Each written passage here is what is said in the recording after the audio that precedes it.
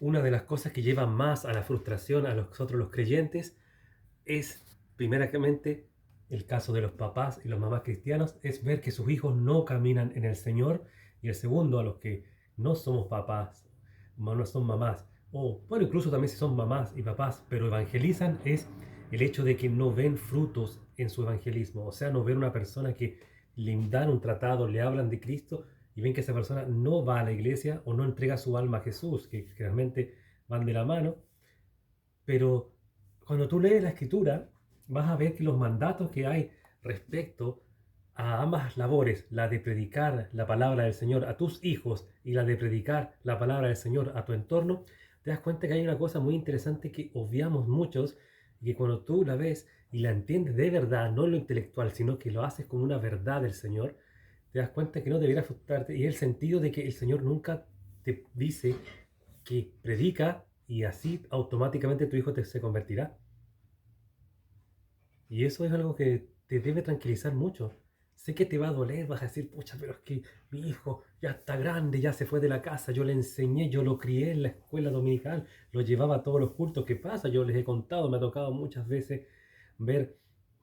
casos que me dicen, no, si yo iba a la iglesia, mi abuelita me llevaba, una vecina me llevaba, mi mamá me llevaba, pero yo no creí en Dios, yo iba por ella nomás, etcétera.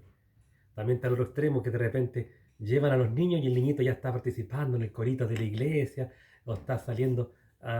yendo a todos los cultos, mamá, vamos al culto, etcétera. Pero ojo, no sabemos si realmente ya ha tenido su nuevo nacimiento porque no sabemos si comprendió qué es lo que lo hace ir verdaderamente al Señor, que es obediencia por haberle rescatado de sus pecados o de sus malas acciones o de portarse mal, usando términos más que los niños pueden comprender.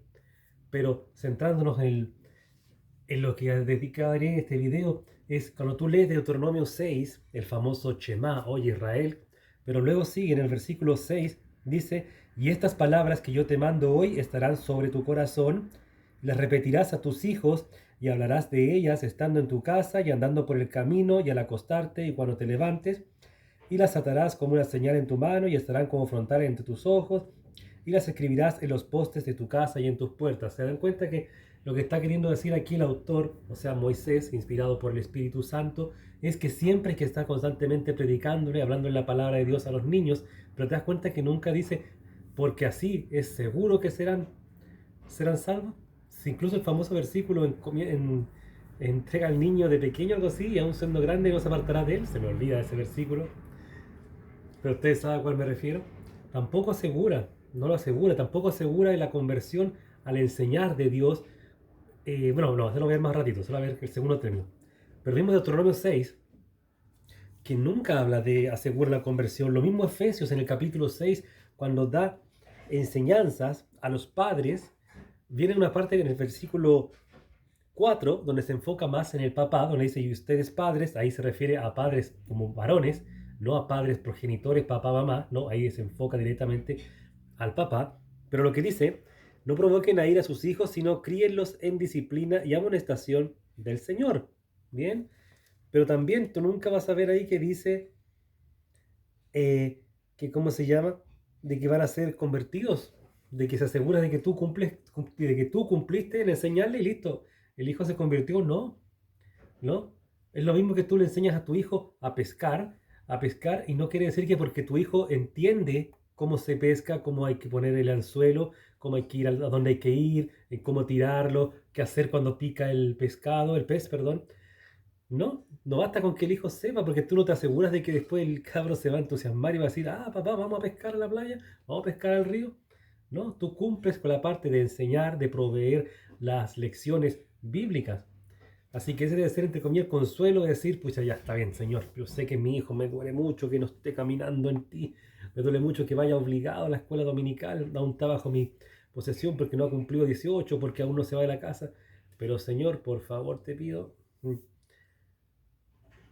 orar por el hijo que aún no se convierte, pero no sentirse mal de en qué fallé, en qué fracasé, porque muchas veces a lo mejor el hijo no fue muy metido a las cosas de chico, pero ya cuando grande empieza a ver la responsabilidad, empieza a darse cuenta, sí, mi papá, igual a pesar de que tenía que trabajar duro, igual me enseñaba Biblia, y ahí él va a ser tocado desde su conciencia, el Espíritu Santo, y, ojo,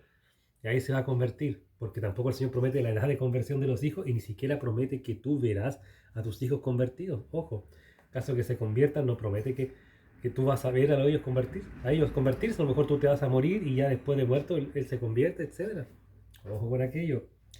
Y vamos al segundo punto también que provoca mucha frustración, y esto me pasó a mí porque a mí me gustaba un tiempo mucho evangelizar.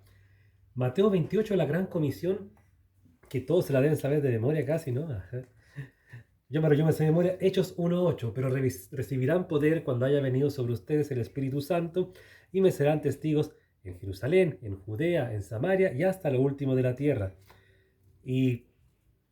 te das cuenta que nunca promete conversiones, promete que serán testigos, de que predicarán el reino, de que tienen que hablar en todo tiempo.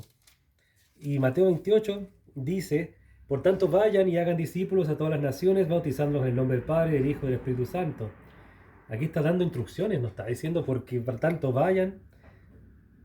hagan discípulos, prediquen y se convertirán. ¿Se dan cuenta? Que nunca el Señor dice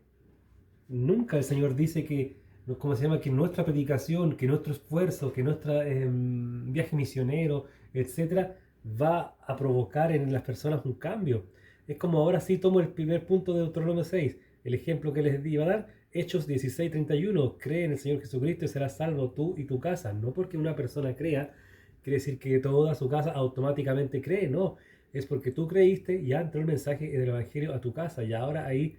tiene que verse tu testimonio, tiene que escucharse el Evangelio bien predicado en Cristo. Y ahí se verá cada cual su relación con el Señor, cada cual tomará su decisión, cada cual recibirá la fe para creer, etc.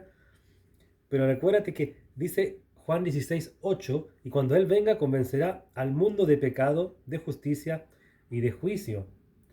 De pecado por cuanto no creen en mí, de justicia por cuanto voy al Padre y no me verán más, y de juicio por cuanto el príncipe de este mundo ha sido ya juzgado. Eso lo leí Juan capítulo 16, versículos del 9 al 11, porque para que vean que es el Espíritu Santo el que hace la obra completa de pecado, tanto en los hijos a los cuales se mandan de Deuteronomio y en Efesios 6 a predicarles, a enseñarles la palabra de Dios, como también a la persona que te encuentras en la calle, que tienes en el trabajo, que te vas en el bus,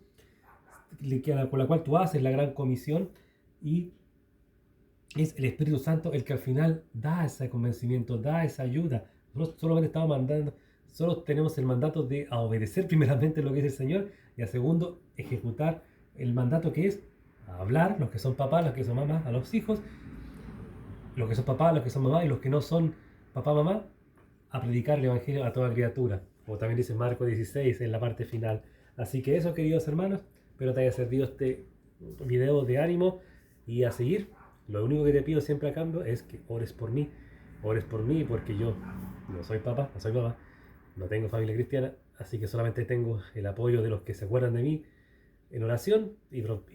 obviamente el Señor que siempre ve, que Él es omnipresente y Él conoce no solamente mi entorno, también mi dentro, lo dentro de mí. Muchas gracias, bendiciones.